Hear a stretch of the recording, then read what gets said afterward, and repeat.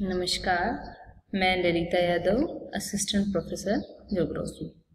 आज की क्लास में हम ग्रिफिथ टेलर के द्वारा जो मानव प्रजातियों का वर्गीकरण दिया गया है उसके बारे में चर्चा करेंगे।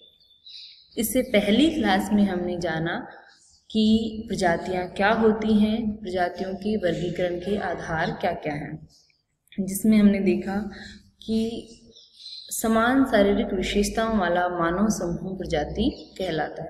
अर्थात मानव की जो नस्ल है उसको प्रजातियों के द्वारा प्रकट किया जाता है।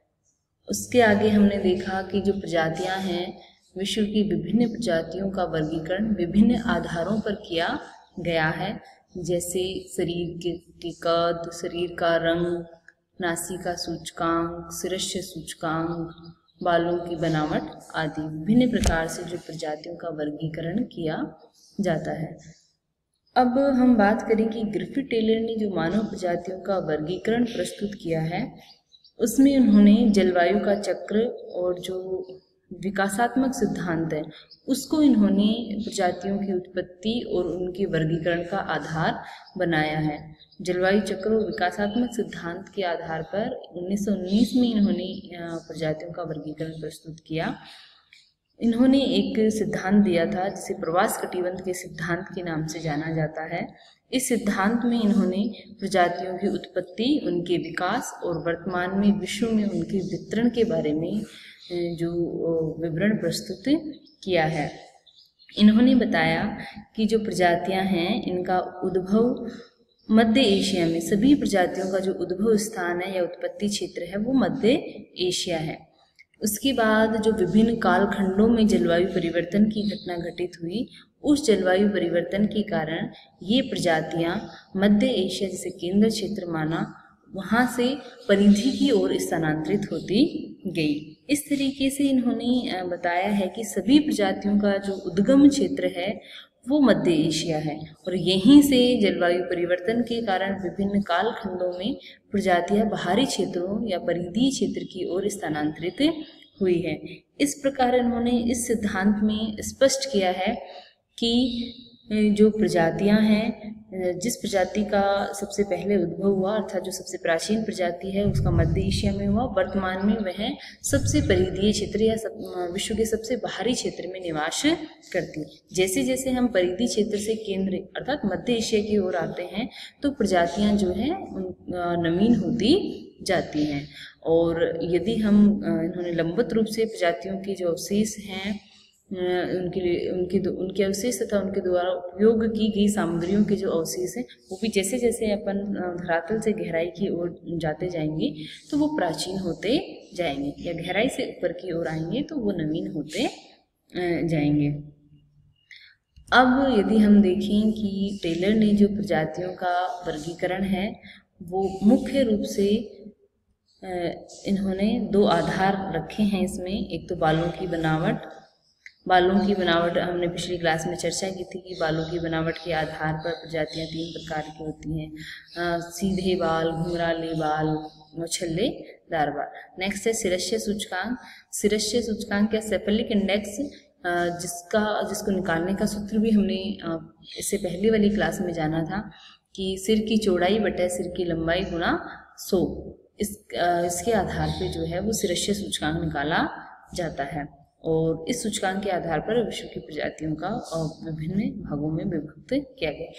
अब इन दोनों आधारों, बालों की बनावट तथा शिरस्य सूचकांक के आधार पर ग्रिफिथ टेलर महोदय ने मानव प्रजातियों को 7 भागों में विभाजित किया है, जिसमें पहला है निग्रिटो जो प्रजाति है, इन्होंने बताया कि जो मानव की सबसे प्राचीन जो प्रजाति है वो निग्रिटो है। इसका उद्भव जो है सबसे पहले मानव सभ्यता के सबसे पहले जो है मध्य एशिया में हुआ है। तत्पश्चात जलवायु परिवर्तन तथा नई प्रजाति के उद्भव के कारण ये परिधीय क्षेत्र की ओर स्थानांतरण कर गई। एक बात और कि हम जो भी प्रजाति का अध्ययन करेंगे उसमें उसका क्षेत्र और उसकी क्या क्या शारीरिक विशेषताएं हैं, स्पेशली हम इनके बारे में चर्चा करेंगे। अब निग्रिटो जो है वो विश्व की सबसे प्राचीन प्रजाति है। और इसका उद्भव मध्य एशिया में हुआ है। और यदि इस प्रजाति के हम शारीरिक लक्षण देखें तो इनका कद जो होता है वो छोटा होता है, अर्थात ये नाट्य कद के लोग होते हैं। त्वचा का रंग जो है वो काला या गहरा होता है। नाक चौड़ी होती है। जबड़ा जो है वो बाहर की ओर निकला हुआ होता है और बाल जो है इसके छल्लेदार होते हैं। सिर लंबा और पतला होता है। और इन प्रजातियों का यदि इस प्रजाति का शिरस्य जो सूचकांक है वो 68 से 70 के मध्य पाया जाता है।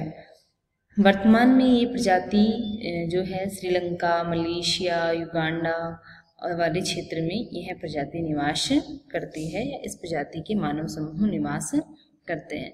दूसरी जो प्रजाति है वो है निग्रो।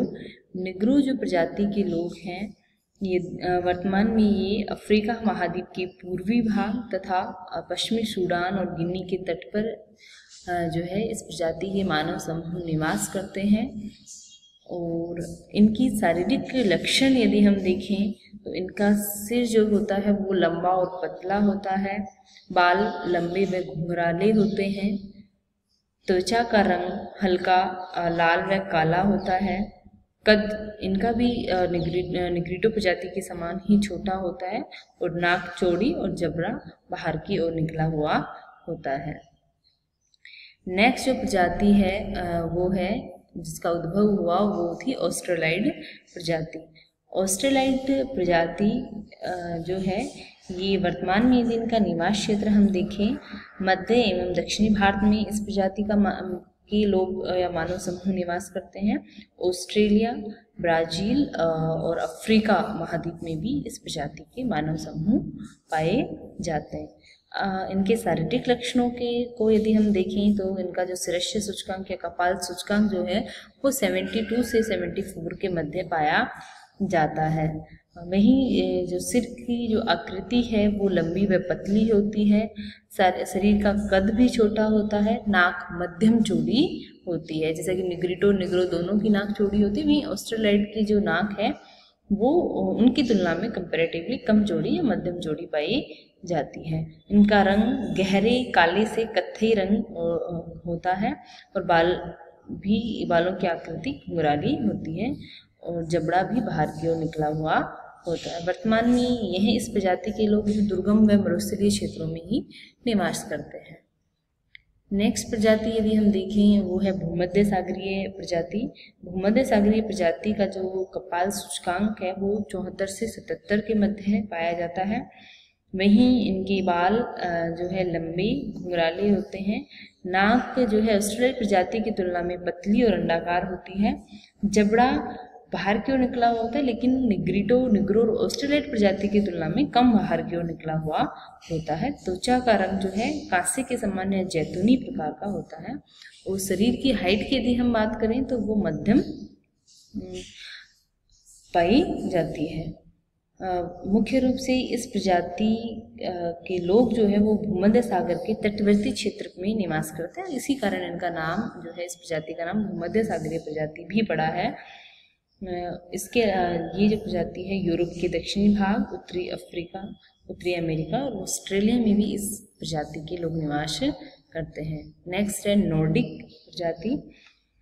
नॉर्डिक जो प्रजाति के लोग हैं वो मुख्य रूप से यूरोप के उत्तर पश्चिमी भाग में निवास करते हैं। इसके अलावा उत्तरी और दक्षिणी अमेरिका में भी इस प्रजाति के मानव समूह निवास करते हैं। और इनके यदि हम शारीरिक लक्षणों की बात करें तो इनका जो कपाल सूचकांक या शिरस्य सूचकांक जो है वो 78 से 82 के मध्य है। अर्थात सिर जो है वो मध्यम लंबाई व चौड़ाई वाला होता है। बाल जो होते हैं वो लहरदार होते हैं। नाक लंबी व नुकीली होती है। चेहरा चपटा होता है और त्वचा का रंग गोरा गुलाबी होता है। और शरीर जो है सुसंगठित और लंबा है या इनकी हाइट जो है वो ज़्यादा होती है। नेक्स्ट प्रजाति हम देखें अल्पाइन जो प्रजाति है इसका जो उद्भव, ये जो प्रजातियों का यहाँ वर्गीकरण दिया गया है, इस वर्गीकरण में इनका जो उद्भव है वो प्राचीन से या नवीनता की ओर है। मतलब सबसे प्राचीन निग्रिटो, फिर उसके बाद निग्रो, फिर ऑस्ट्रेलाइड, फिर भूमध्य सागरीय, नॉर्डिक, अल्पाइन, एंड सबसे नवीनतम जो ग्रिफिथ टेलर ने बताई वो मंगोलियन प्रजाति बताई। तो अल्पाइन जो प्रजाति है वो, इसका उद्भव जो है प्रजातियों के विकास में 6ठे नंबर पर हुआ है। इनका जो कपाल सूचकांक है वो 82 से 85 के मध्य पाया जाता है, अर्थात सिर जो होता है वो लंबा होता है। बाल सीधे होते हैं, नाक लंबी व पतली होती है, त्वचा का रंग श्वेत या सफ़ेद होता है। हाइट जो है इनकी अधिक होती है। इनका जो निवास क्षेत्र है वो यूरोपीय महाद्वीप के मध्य व दक्षिणी पूर्वी भाग में, जैसे कि यूरोप के उत्तर पश्चिम में नॉर्डिक प्रजाति और दक्षिणी पूर्वी जो भाग है उसमें अल्पाइन प्रजाति निवास करती है। त्वचा के रंग के आधार पर जो अल्पाइन प्रजाति के मानव समूह हैं या इस प्रजाति को 2 भागों में विभाजित किया गया। एक इसकी पश्चिमी शाखा है और एक पूर्वी शाखा है। जो पश्चिमी शाखा है वो कंपैरेटिवली पूर्वी शाखा की तुलना में ये लोग ज़्यादा गोरे होते हैं। नेक्स्ट जो प्रजाति है या 7वें नंबर पर जिस प्रजाति का मध्य एशिया में उद्भव हुआ ग्रिफिथ टेलर के अनुसार, वो है मंगोलियन प्रजाति। मंगोलियन प्रजाति को ग्रिफिथ टेलर महोदय ने सबसे नवीनतम प्रजाति माना है। इसका जो कपाल सूचकांक है वो 85 से 90 के मध्य होता है। सिर जो है गोल होता है। इनका शारीरिक विशेषताओं में देखें तो बाल सीधे होते हैं, नाक पतली व नुकीली होती है, चेहरा सपाट होता है और रंग पीलापन लिए हुए होता है, पीत वर्ण होता है और कद जो है इनका मध्यम है। ये जो प्रजाति है वर्तमान में एशिया महाद्वीप का जो पूर्वी भाग है, जिसमें चीन, जापान, कोरिया तथा एशिया के दक्षिणी पूर्वी भाग में इस प्रजाति के लोग निवास करते हैं। इस तरीके से जो ग्रिफिथ टेलर महोदय है, इन्होंने मानव प्रजातियों का जो वर्गीकरण है वो बालों की बनावट व शिरस्त्र सूचकांक के आधार पर दिया। वहीं इन्होंने अपनी प्रजातियों के वर्गीकरण में प्रवास कटिबंध सिद्धांत और जो जीवों का के विकास का विकासात्मक जो सिद्धांत है उन सबको आधार मानकर इन्होंने मानव प्रजातियों का जो वर्गीकरण और इन प्रजातियों की विशेषताओं के बारे में वर्णन प्रस्तुत किया है। इन्होंने इनके अनुसार सभी प्रजातियां मध्य एशिया में उत्पन्न हुई है। उसके पश्चात जो है विभिन्न कालखंडों में ये बाहरी क्षेत्रों की ओर स्थानांतरित हुई है। इन्होंने सबसे जो प्राचीन प्रजाति है वो बताई है निग्रिटो, और सबसे जो नवीनतम प्रजाति है जैसा कि हमने यहाँ चर्चा की है वो है मंगोलियन प्रजाति। धन्यवाद।